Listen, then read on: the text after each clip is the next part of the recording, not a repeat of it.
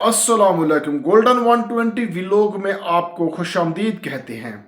इकामा के हवाले से सऊदी अरब से न्यू अपडेट आई है। जैसा कि आप सबको पता है कि जो लोग सऊदी अरब में रहते हैं, काम करते हैं या किसी सिलसिले में वहाँ पर रिहाइश पजीर हैं सऊदी अरब में, तो उनके लिए इकामा कितना ज़रूरी है। इकामा की एक मुद्दत होती है, एक लिमिट होती है। इकामा आप समझ लें कि एक किस्म का वो शनाख्ती कार्ड है जो हर वक्त आप अपने साथ जेब में रखते हैं।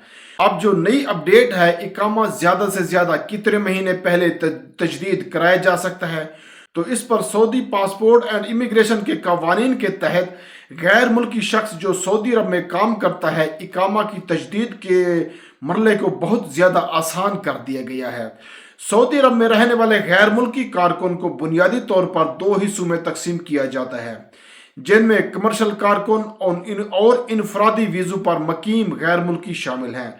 कमर्शल शोबे से ताल्लुक़ रखने वाले के लिए ज़वाबित अलग हैं, और जबकि दूसरे वीज़ों पर काम करने वाले के लिए कवानीन अलग अलग हैं।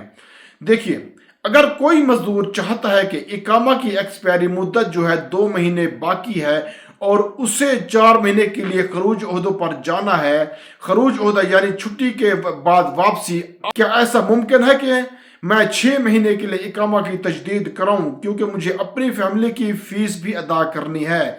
इकामा की तजदीद कितने महीने पहले करवाना लाजमी है? देखिए दोस्तों, सऊदी अरब में रहने वाले जिनका ताल्लुक तजारत से है, वो तकरीबन ज़्यादा से ज़्यादा 6 महीने पहले तजदीद करा सकता है।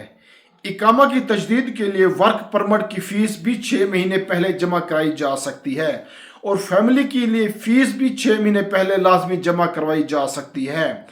और दूसरे लोग जिनका ताल्लुक साय खास यानी घरेलू ड्राइवर हो गए, खादमा हो गए, या इससे मिलते जुलते दीगर लोग, इकामा भी ज़्यादा से ज़्यादा 14 महीने पहले कराए जा सकते हैं।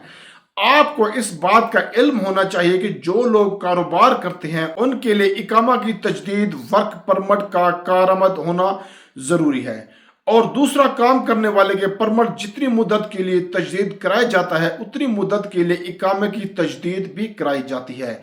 और इंश्योरेंस मेडिकल की तजदीद सालाना की बुनियाद पर होता है। और दूसरा, जहाँ तक ताल्लुक है फैमिली का यानी फैमिली फीस का, तो इकामे की तजदीद के लिए ये ज़रूरी है कि फैमिली फीस लाजमी अदा की जाए। कारोबारी हजरात के लिए ये सहूलत मौजूद है।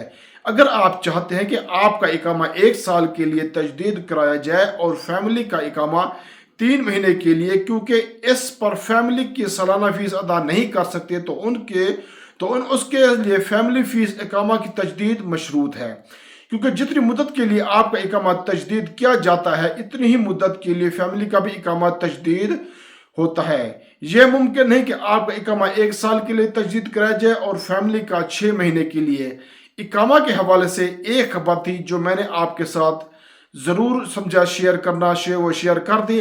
अगर आपके पास इस किस्म का कोई भी सवाल है तो आप कमेंट सेक्शन में मुझसे पूछ सकते हैं, आपको ज़रूर गाइडलाइन दूंगा। अपनी दुआ में याद रखना। मिलते हैं नेक्स्ट वीडियो में। फ़ी अमानुल्लाह।